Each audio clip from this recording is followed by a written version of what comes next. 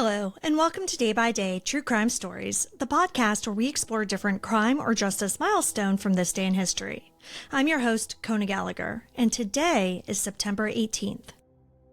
On this day in 2001, less than a week after the September 11th terror attacks, another invisible enemy struck the United States. But this time, it wasn't from the skies. It was from the mailbox. On September 18, 2001, letters laced with anthrax spores were mailed to media outlets, setting off what would become one of the worst biological terrorism episodes in U.S. history. 5 people died and 17 more became sick. Panic rippled through D.C. and across the country, and one scientist would become the focal point of a controversial and long-running investigation. This is the story of the 2001 anthrax poisonings. Let's get started.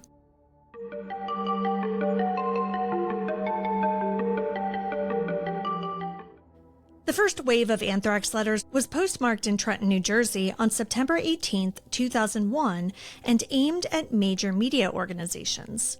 ABC News, CBS News, NBC News, The New York Post in New York City, and American Media Inc. in Boca Raton, Florida.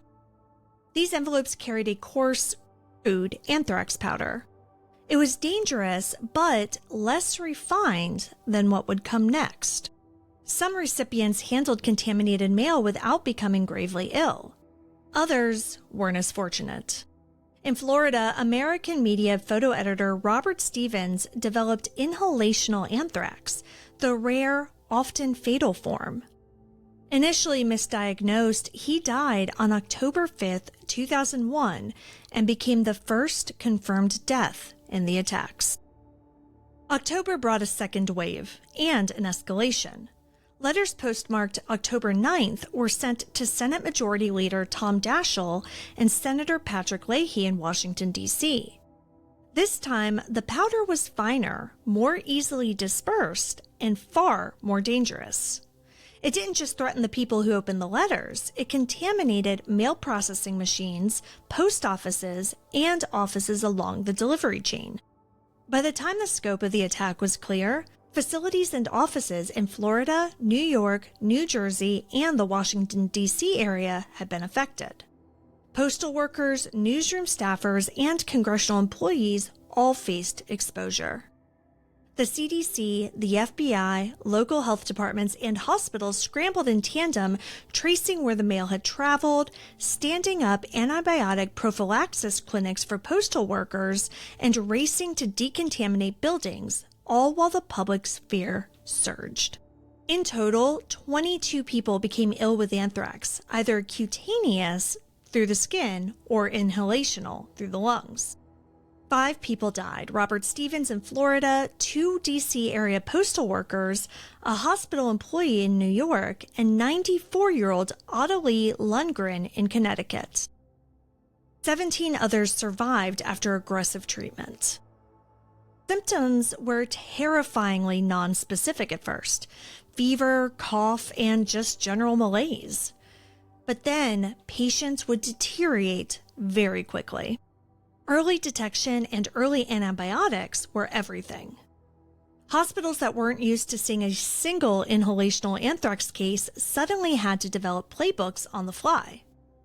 Postal workers were offered preventative antibiotics by the thousands, and ordinary Americans eyed their mailboxes with dread.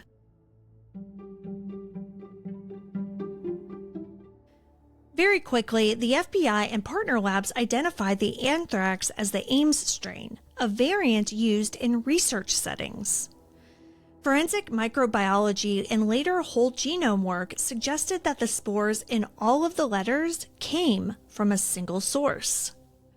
The scientific trail narrowed the universe of suspects to people with legitimate access to high-grade anthrax and the skills to handle it.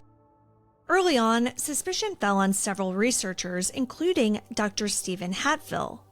But years later, he would finally be exonerated, and the government ultimately settled with him for the damage done to his reputation. The case remained unsolved for years.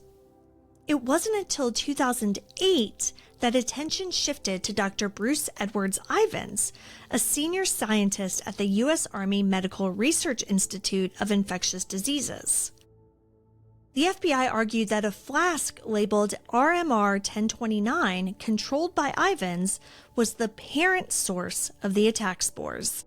They also pointed to late-night lab work, odd sample submissions, and activities that he could not fully account for.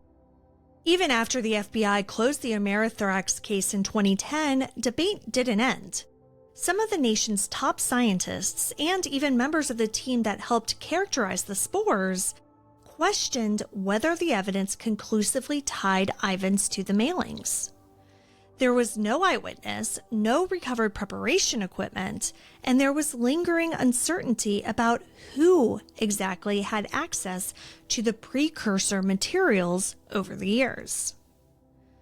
The National Academy of Sciences, in a 2011 review, agreed that the letters contained the Ames strain, but also said that the data did not irrefutably prove origin at Ivins' lab. The attacks reshaped how the U.S. thinks about bioterrorism. The Postal Service overhauled mail screening and installed biohazard detection systems. Biodefense funding surged, expanding laboratory security, pharmaceutical stockpiles, and public health preparedness. Agencies also built new playbooks for surge antibiotics, rapid detection, and interagency coordination, all practices that were later tapped during other public health emergencies. For survivors, postal workers, and the families of those who died, the legacy has been more intimate. They have lingering anxiety around mail and long-term health monitoring. Bruce Ivins died by suicide in July 2008, shortly before an expected indictment. The FBI named him the perpetrator and closed the case in 2010. Yet, scientific and legal doubts persist in some corners about the chain of custody for the flasks, whether all relevant experiments were reproducible, and whether anyone else could have been involved. The 2001 anthrax attacks were simple in execution, letters in the mail, but devastating in effect. They killed, they terrified, and they exposed vulnerabilities in systems that were not built for subtle terror. We may never have perfect closure, but the memory of those who died and the work that followed continues to shape how we protect one another when the threat is unseen. Thank you for joining me on today's episode of Day by Day True Crime Stories. If you found this episode compelling, please subscribe, rate, and review the podcast. It'll help us grow. And be sure to join me again tomorrow as we explore another significant event in true crime history. Until then, stay safe, and remember that behind every headline is a life worth remembering.